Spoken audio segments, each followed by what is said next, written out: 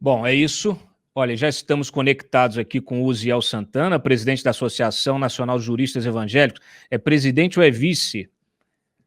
Presidente, né? Tá certo. Muito boa noite, Uziel. Bem-vindo aqui ao Papo Antagonista. Estamos conectados também com o nosso repórter, o Renan Ramalho.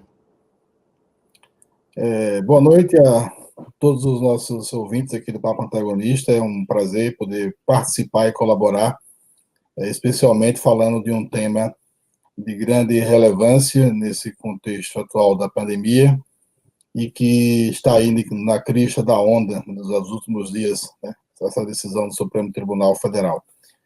Eu Sim. sou o presidente da ANAJUR, estou licenciado, né?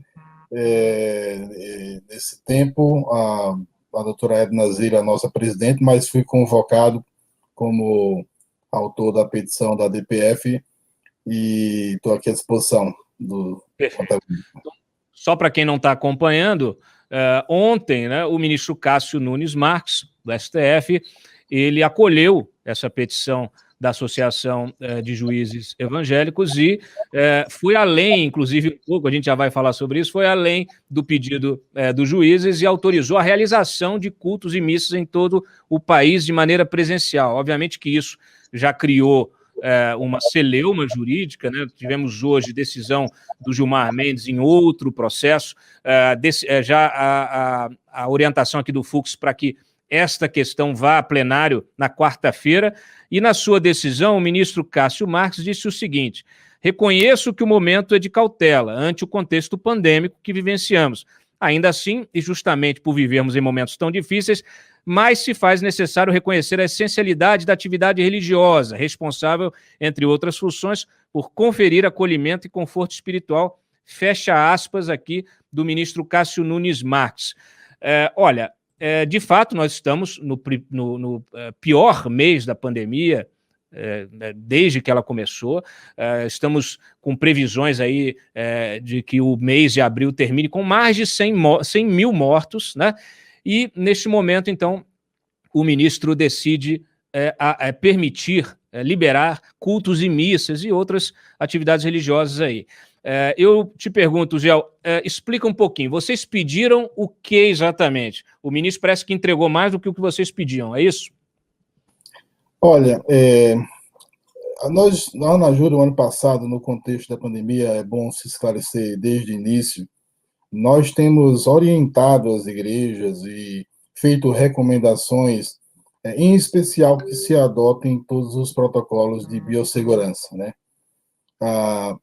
Mas o que a gente tem visto do início da pandemia, em março do ano passado até hoje, são situações de violação, não só da liberdade religiosa, mas outras liberdades civis fundamentais. Então, preocupados com isso, a gente, num primeiro momento, nós orientamos e recomendamos às igrejas, em geral, que elas adotassem as devidas cautelas. Era uma situação nova na humanidade, né? Um vírus que tem matado muitas pessoas em todo o mundo, e a igreja, então, deveria se pautar, inclusive, por aquilo que os estudos científicos estavam apontando inicialmente. Mas isso foi no contexto inicial. Depois, a própria ciência começa a entender o funcionamento do vírus, né, e como ele se desenvolve, e agora temos vacina. Então, em todo esse desenvolvimento, a gente procurou fazer e orientar as igrejas a tomarem os devidos cuidados. Só que acontece, nós montamos um observatório das liberdades civis fundamentais e começamos a receber casos no Brasil inteiro de violações, as mais irrestritas. Casos, por exemplo, em que a polícia entra numa casa onde havia um culto doméstico, ou seja, entre pessoas da mesma família, e simplesmente porque elas cantavam lá alguma música, um louvor, o vizinho aciona a polícia vai e impede aquele culto doméstico. Então, essas situações nos fizeram refletir que era preciso, já que nesse consórcio entre governo federal, estadual e municipal havia muito conflito e havia uma decisão anterior do Supremo Tribunal Federal dando esse poder para que estados e municípios pudessem também, de modo colaborativo, a adotar medidas, a gente então começou a dizer, olha, é preciso que o Supremo Tribunal Federal também ele reconheça as violações que estão acontecendo. Então, nós distribuímos 3 ADPFs, né, que são arguições de descumprimento de preceito fundamental da Constituição. E elas têm 3 objetivos. Uma, o ano passado, antes mesmo do toque de recolher se tornar algo assim, digamos, democrático, né, porque eu acho que todos os municípios têm adotado o toque de recolher, embora a gente não esteja em estado de defesa de sítio, a gente então começou a dizer, olha, é preciso que haja uma normatização, é preciso que o Poder Judiciário possa olhar isso aqui e, sobretudo, o Supremo. Então, distribuímos 3 ADPFs, uma sobre o toque de recolher, a outra sobre, porque além da não possibilidade de realização do culto presencial, em alguns entes estava se impedindo, inclusive, das igrejas realizarem suas transmissões online, e uma outra DPF, justamente porque nos planos de retomada de todos os municípios e estados se falava em retomada econômica, como se a vida social se limitasse à economia.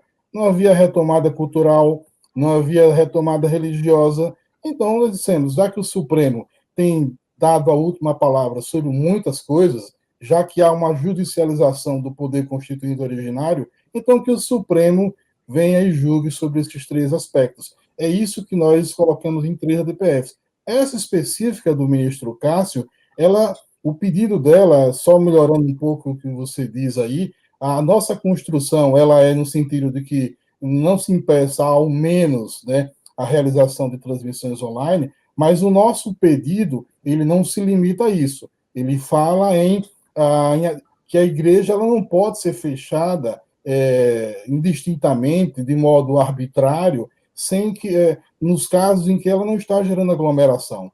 E ora, se uma igreja, ela, por exemplo, ela no seu funcionamento diurno, ela recolhe donativos para distribuir com pessoas que necessitam, ou alguém que procura um pastor para um aconselhamento pastoral, como se faz isso? Como que o poder municipal e o poder estadual vem de simplesmente a igreja ela tem que permanecer fechada? Isso é arbitrário. Então, o ministro foi sensível. É uma decisão corajosa. Eu entendo que é uma decisão que ela é, digamos, retardatária, e o ministro Celso de Mello poderia ter feito isso antes da sua aposentadoria em novembro, e o ministro Cássio, que teve pouco tempo, entendeu que agora na Páscoa, onde fiéis do mundo inteiro, né, bilhões de cristãos do mundo inteiro comemoram a Páscoa, então que se fizesse isso, e a decisão dele não é indistinta, ela estabelece, entendo que aí o Supremo está indo na direção do que tem sido decidido, ou seja, está atuando realmente com um braço mais executivo, mas ele estabelece um protocolo ali que deve ser seguido. Então, é isso que a ANAJUR objetivou. Ok. Renan Ramalho, pergunta. Tudo bem, Uziel?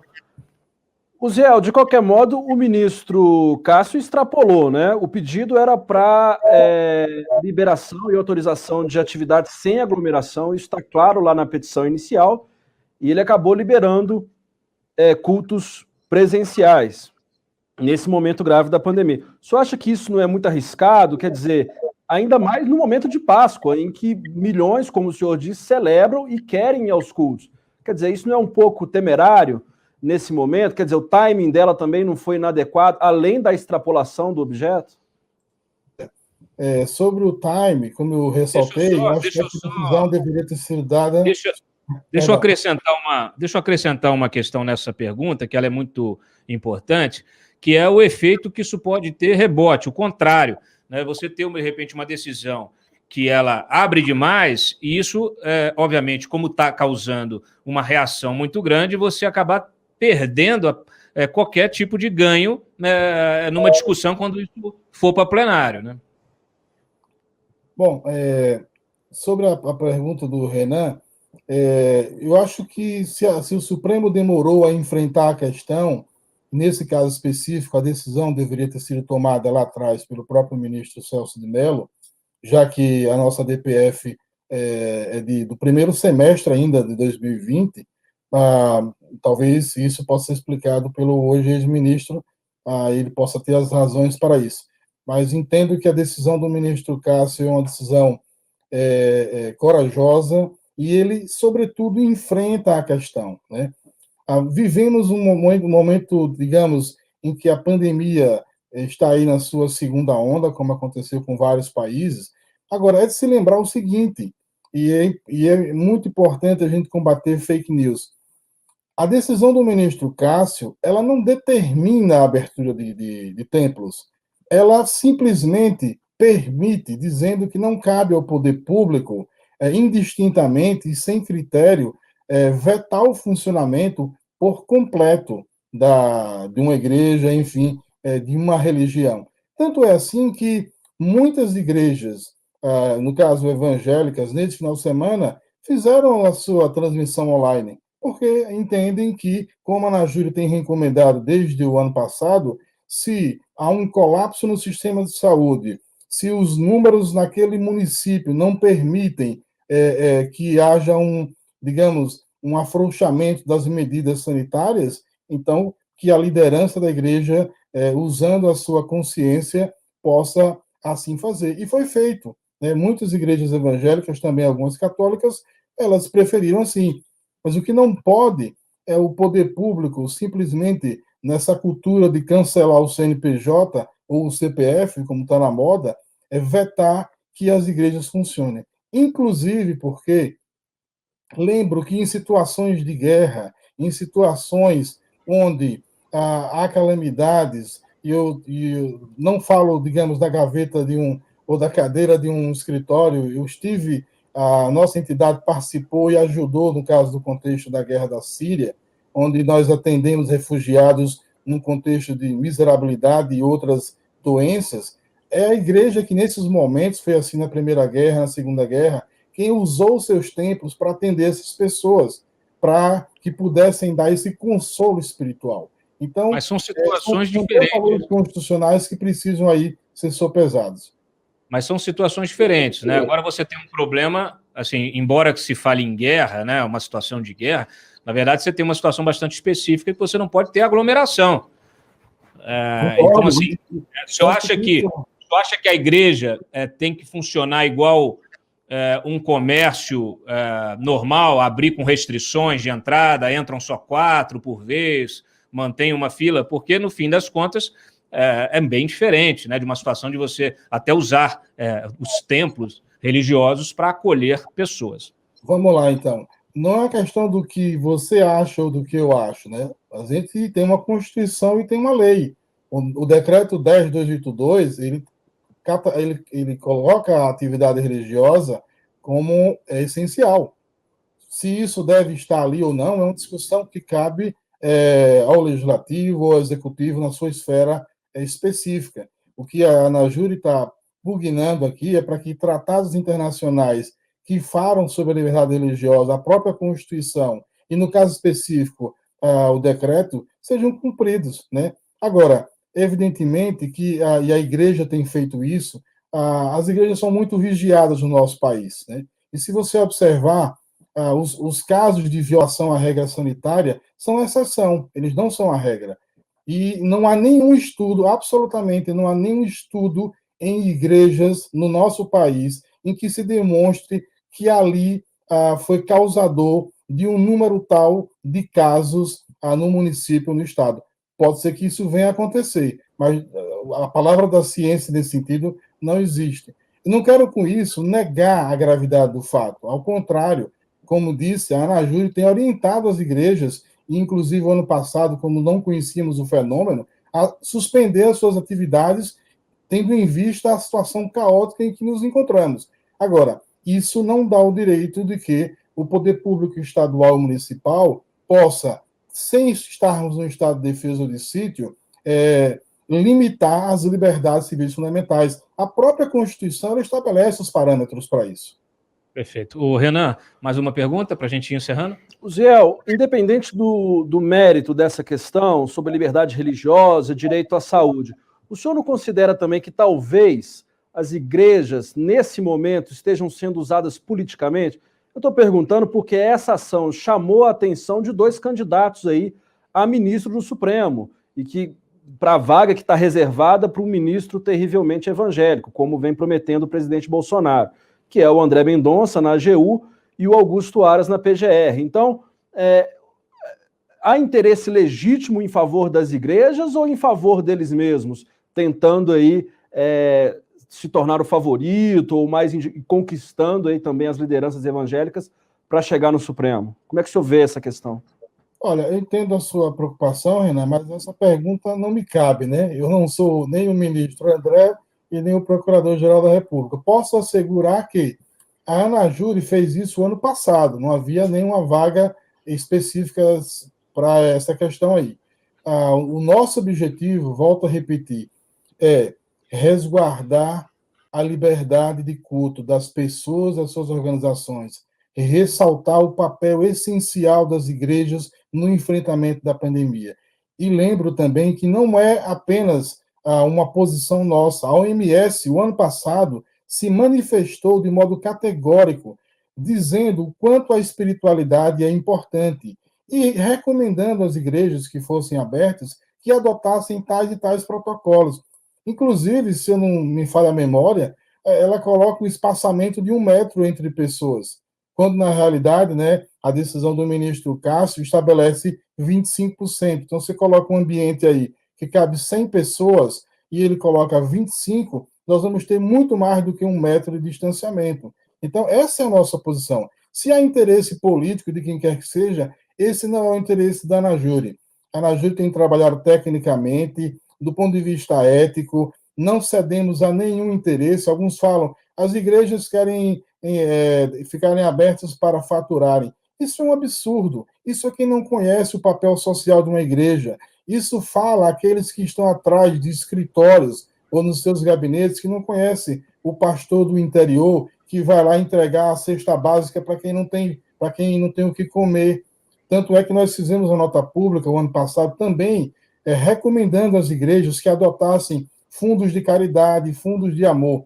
Agora, se há desvio de um ou outro, que o abuso seja punido, mas que não se venha a usar a Constituição de modo a mitigar. E, por último, apenas, só porque é importante isso, eu comento a fala do ministro Marco Aurélio. O ministro Marco Aurélio questionou a nossa legitimidade, mas em ação semelhante de uma outra instituição de natureza privada, a sociedade civil, ele fez encômios à tentativa, deferiu e ainda disse que deveria ampliar o rol do artigo 103. Então, como é isso? O Supremo ele é seletivo em quem pode acessá-lo? Lembra mais ainda, o ministro Marco Aurélio, numa canetada só, ele derrubou o presidente do Senado Federal, e numa urgência, numa rapidez que se pode questionar. É uma decisão judicial, cumpra-se. Então, assim, eu acho que é preciso que o Supremo, e o Supremo deve fazer isso em plenário, possa compreender que o momento que vivemos é grave, de fato, mas que as pessoas, muito mais do que uma retomada econômica, têm outros valores, e a religião é um valor basilar da raça humana desde que ela existe. Uziel, só para encerrar aqui, dentre essas atividades emergenciais, até como você bem colocou aí, igrejas têm esse papel, né, essencial aí, eu lhe pergunto se vocês têm previsão de acolhimento, conforto espiritual nas UTIs, né, onde as pessoas estão morrendo. Vocês têm esse tipo de atividade prevista assim, nesse rol aí de atividades de acolhimento e de conforto espiritual? A ANAJURE tem uma assessoria pro bono, né? Nós trabalhamos em vários temas nessa área. Por exemplo, na pandemia atendemos refugiados que aqui estão no Brasil. Nos casos de auxílio emergencial, qualquer pessoa pode acessar o site da ANAJURE, entrar em contato conosco, nossos advogados pleiteiam essas causas. Nos casos da UTI, nós estamos observando os relatórios dos governos estaduais a respeito do uso do dinheiro público. E estamos preparados, inclusive, para, havendo algum tipo de desvio, entrar com ação popular em todos os estados do Brasil, para cobrar dos nossos governantes estaduais e municipais que usem os recursos públicos de acordo com o que prevê a lei, né? Temos cobrado do governo federal uma posição de regência também, e se vocês observarem as nossas manifestações e notas, tem sido nesse sentido desde o ano passado, né? A ANAJURE, ela se coloca em defesa das liberdades civis fundamentais, não apenas do nosso setor evangélico.